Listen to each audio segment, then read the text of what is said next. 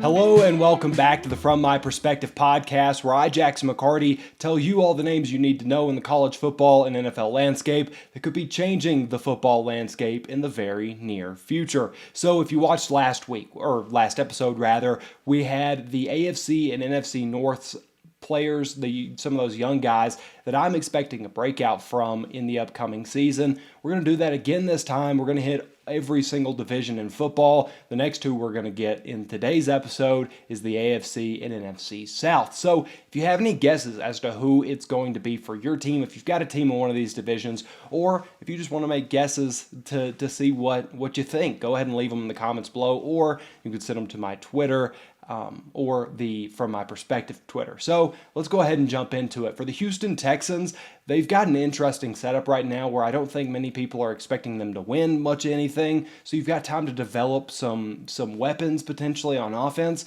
I've got Brevin Jordan as my prospect to watch from Houston. There were a couple different options I could have went with Houston. I had John Greenard and Nico Collins written down as well, but I've got a good feeling about Brevin Jordan this year, and a lot of it has to do with Jordan Atkins not being on the roster anymore. That clears up over 200 yards in the tight end room. Pharaoh Brown, who started the most games at tight end last year, wasn't all that much of a receiving option. Brevin Jordan supplies that in spades. That's kind of his main thing, is being a receiver. So Houston, they're trying to make sure Davis Mills is going to be a capable quarterback in the future. So they either get out of quarterback one range in the draft to stay with Davis Mills and maybe make a late push for a division I really don't consider all that strong, or you're looking at being bad enough to get a Bryce Young, a CJ Stroud. We've talked about this issue previously. I think Davis Mills is a solid hand. I don't know that he'll ever be a star quarterback,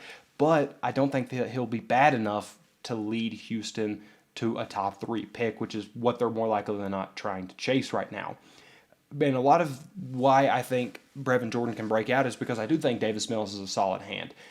Brevin played 9 games last year, started in 2, and you can see through his game logs that he slowly came into the offense, became more comfortable, and now he's going underneath a new head coach, which Lovie Smith was there last year with Houston, but you're starting from ground zero. You've got a chance just as much to take this starting tight end role early on, as opposed to, or you've got that as just as much chance of losing out on the spot entirely. So long as he goes out there and really competes, I think he should have a pretty solid chance to become a high value piece for the team. And Houston, they're no longer really at a lack of options. If they trade Brandon Cooks away, maybe you're back into that vicinity. But you've got Nico Collins, the guy I mentioned that I perceive as a potential breakout. I believe they drafted John Mechie. They've got guys. They've got guys who can catch the ball. I think Brevin Jordan adds that extra layer for Houston that maybe could help Davis Mills establish himself as a starting NFL quarterback, at least for the long term. So Houston's fairly cut and dry. Again, was not the only option, but I like what Brevin Jordan brings to the table, and should be fun to see him come along. We switch sides from offense to defense now with the Indianapolis Colts, and Kwity Paye is a guy that last year, whenever he got drafted, he seemed very... He didn't seem like as big of a project as maybe some of these guys.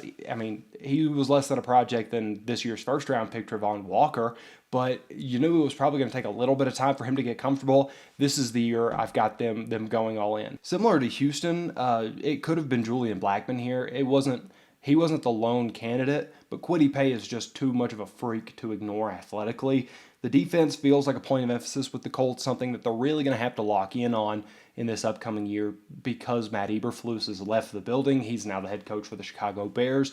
So they're going to have to rely on some of these guys that are either becoming cornerstones or already cornerstones, like DeForest Buckner, Darius Leonard, etc. I think Kwity Paye is probably the next man on that list now, and with a fresh chance after learning a little bit more about how the league works last year, I think he does make a jump. He got 4 sacks last season on 15 games played, 3 tackles for loss. Lower numbers than I would have expected personally, but I would consider that a decent starting point for him, especially if he does project well to make a big jump, which I personally see happening.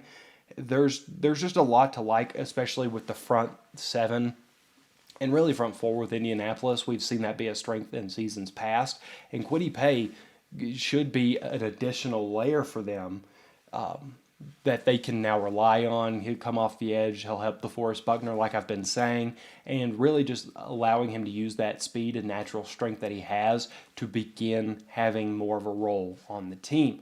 So 2/4 of the AFC South now down. We moved to the Jacksonville Jaguars, and I will admit I feel like I cheated a little bit on this one because I picked James Robinson, somebody who I think broke out in his rookie year, but had the Urban Meyer, or the unfortunes of having Urban Meyer as his head coach last season. And I mean, James Robinson, if he would have been giving the proper snaps that he showed he deserved after his rookie year, I don't think he would have been a candidate for this, because I think he would have been a top 8 running back in the league with those designated snaps. Doug Peterson as a head coach ranked really high on my list. He was number 1 whenever I ranked head coaches from this past coaching cycle. And a lot of that is because he has shown a high willingness to give Trevor Lawrence and company what they need to create a good team. And a lot of that should be an emphasis with James Robinson, because it's like you are getting this high-level running back that we didn't get to see as much last year because, again, Urban Meyer, for whatever reason, didn't quite like using him. So Travis Etienne, I know that I for one, almost forgot about him whenever I was picking James Robinson for this position. Etienne was built up as potentially a receiver under Urban, and it looks like that's going to be a similar focal point where he'll at least be a hybrid, more like Deebo Samuel is in San Fran. And that in and of itself is very appealing. It keeps James Robinson with the majority of rushes, but you still have that guy who can be in there and keep him healthy and energized down the stretch, where you can rotate Etienne in on rushing downs. And even in his hampered role last year, James Robinson was still very impressive. In 9 games where he had over 10 plus carries, first and foremost, ridiculous that it was only 9 games. He only had one of less than 3 yards per carry. He had 3 above 5 yards per carry, and he had an 8 yards per carry game on 18 carries. So, I mean, the talent is clear, and we saw it in his rookie year. Just so long as they give him the proper role next year, I think that all will be right with the world, and we can see the second James Robinson breakout year. And if you feel like this one's cheating, I'll throw Tyson Campbell at you. I think he'll be a pretty talented corner, could be a very important piece of their defense moving forward as well. And it's funny I mentioned Tyson Campbell, because the next guy on the list for the Tennessee Titans, he's a quarterback as well. He got drafted above Tyson Campbell, I believe. I'm pretty sure. And he missed a lot of last year due to injury, but if he comes back to the form that we saw him at in college, he should be a very key part of Tennessee's defense. I'm of course talking about Caleb Farley, who is he was incredible in college at Virginia Tech. He was my cornerback 1 in that draft, something that was a really hard thing to decide, because J.C. Horn and Pat Surtain were both in that class, both performed well with the time they were on the field. I know J.C. Horn had a hampered year as well, but Caleb Farley, pound for pound, was more athletic than both of them, and I think you could see the raw football talent more present in him. He's got some versatility as far as scheme goes. He can play zone and man. I would prefer him in zone, but his athleticism, I think he's going to be able to pick it up one way or the other, no matter which way you run it. And he is just so talented as a corner. And of course, we didn't get to see it. In 3 games last year, he did not play very good, but he was coming off a pretty rough injury, one that saw him slide from a top 10 pick to the very end of the first round last year. And, you know, that you got to give them time when they're coming back from stuff like that. So a big part of this, saying something I touched on in the last episode, secondary is just as much about who is around you as it is anything else. Christian Fulton being his running mate is really going to help. Christian Fulton could have been a candidate for this position just as much as Caleb Farley is, but I feel like Caleb Farley was getting a little bit of trash talked on him and being perceived as kind of an early bust candidate because he was recovering and trying to get back into comfortability. But having Christian Fulton on the other side there, I think it forms a really good duo of corners on the outside for the foreseeable future, and it could really end up being a major staple of the Tennessee Titans defense. So those are the 4 AFC South contenders. or technically 5, I guess, because I did throw Tyson Campbell in there for you, and I threw a couple more in for Houston and so on and so forth. But those are the 4 primary ones I'm looking at. We now move to the NFC South, the Atlanta Falcons, who have a very young team. And I actually got to talk with a couple Falcons fans in a couple different social media pages. And I decided that Richie Grant was going to be my selection here. Richie Grant, Michael Walker, Jalen Hawkins, they were all names that came up with people I was talking to. I went with Richie Grant because there's a couple different positions he could break out in. At college at UCF, he was primarily a safety, but he could also slide down to nickelback. We know Isaiah Oliver has had some health issues here and there. So if that role does need to be filled, I think Richie Grant would probably be a good option there as well. One thing that really surprised me and impressed me from this past season for him was his willingness to just get involved in the backfield and never really shying away from contact. I mean, he would go nose to nose with some heavy hitters, and more often than not, he would at least give them enough trouble where another defender or two could help bring them down. I'm not committed to Dean Marlowe being the starting free safety for Atlanta. I think Richie Grant can probably take that role. There's a lot to like here. And again, Jalen Hawkins could just as much be the man he's battling for that starting safety position as it is Dean Marlowe. And then in that case, whoever the best man is wins, and that's your breakout candidate because you've got 2 very talented young safeties out there that I see, making a nice impact. I don't think anybody's replacing Eric Harris. Maybe I'm wrong. Maybe it ends up being Hawkins and Richie Grant. Who's to say? But yeah, really it's the motor that he brought to the game and just that level of willingness to get involved that really inspires me to seeing him move up the chain. And Atlanta's a rebuilding team. Why wouldn't you give these young guys more playing time to see what you've got and see if you need to add that to the list of things that you'll have to build over as the team continues to progress forward. So Atlanta, there are quite a few options there. I think this will be a very trying year for them to just test and try different combinations and see what works and see what doesn't. Carolina doesn't have that luxury, and they're the next team that we'll be focusing on. Matt Rule is firmly on the hot seat. I think that he could realistically be the first coach fired if stuff doesn't start working out. So Derek Brown's play is really going to be big for Matt Rule keeping his job. And Derek Brown has found himself in quite a nice situation. Paul Pasqualoni becoming the new defensive line coach for Carolina is going to be big time for Derek Brown. I really enjoy that. He's the former Syracuse head football coach for a number of years there. He's bounced around the NFL for quite some time. He's been the defensive coordinator some places. He's been a D-line coach somewhere, some other locations. So having somebody as seasoned and qualified as Paul Pasqualoni being there is really what I think Derek Brown needs. And from what I've seen, some fans are already kind of calling him a potential bust, or potential might not even be part of that for some fans, but it's too early to say that for one. And if you really look what's been around him, both on the field and in the coaching staff, I don't know that we can 100% blame it on Derek Brown.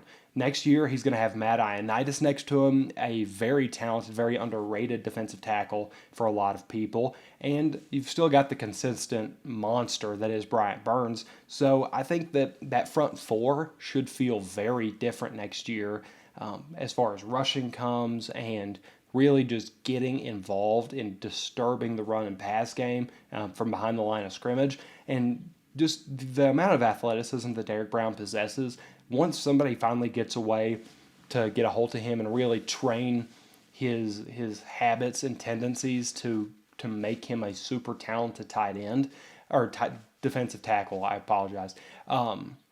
Once that finally comes along and he starts getting more fundamental and more fundamentally sound, I think that you've still got a very talented player that you drafted super high in a couple drafts ago for a very good reason.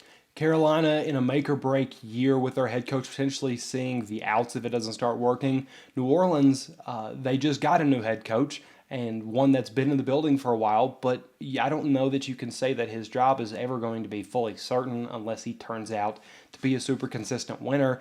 And one of the things that I think will come along well for him is Jameis Winston coming back. So by extension of that, I think we have to look at Adam Troutman as a potential piece that becomes very vital for the Saints offense.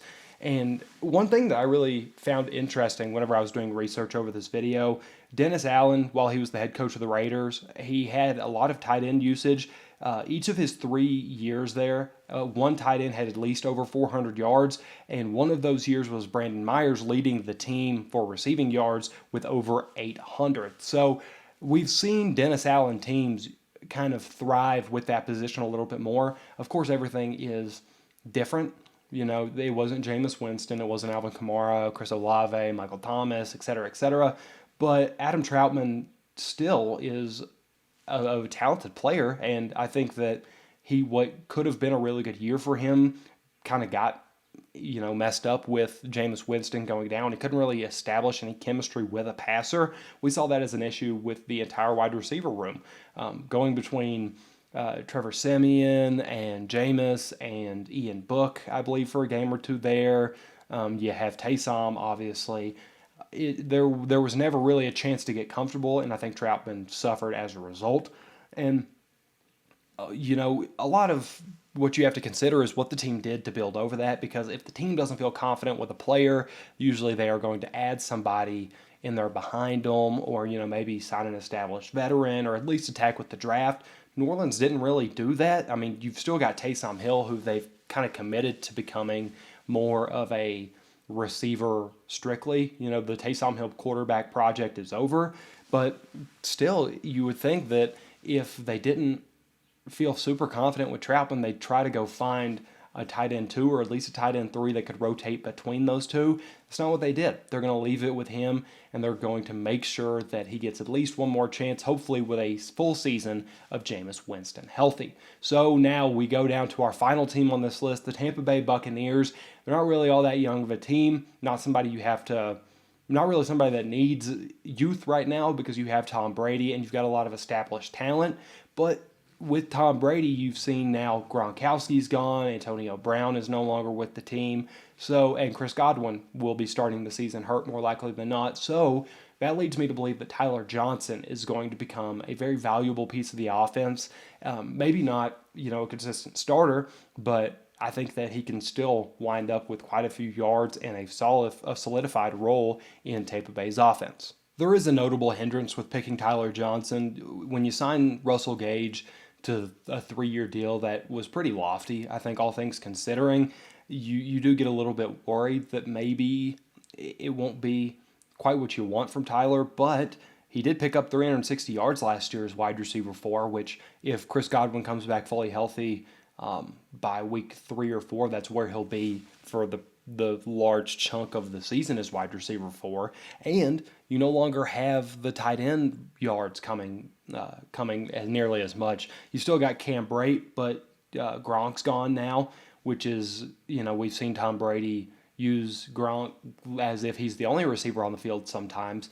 Now you've got to disperse those options, and Mike Evans will probably be the biggest beneficiary of that. Chris Godwin maybe second, but I think Tyler Johnson can really cut into that if given the opportunity. He's got a pretty solid frame. I believe he's 6'1", and he's not a superstar receiver as far as build goes. I don't think there's a lot of I don't think his upside is super high, but I think the floor is really high as well. And if you can get consistent hands in the building, and maybe he turns out a 600-yard, 4-touchdown season, which is what I'm going to project for him, I think that it makes it hard to deny his role in the offense.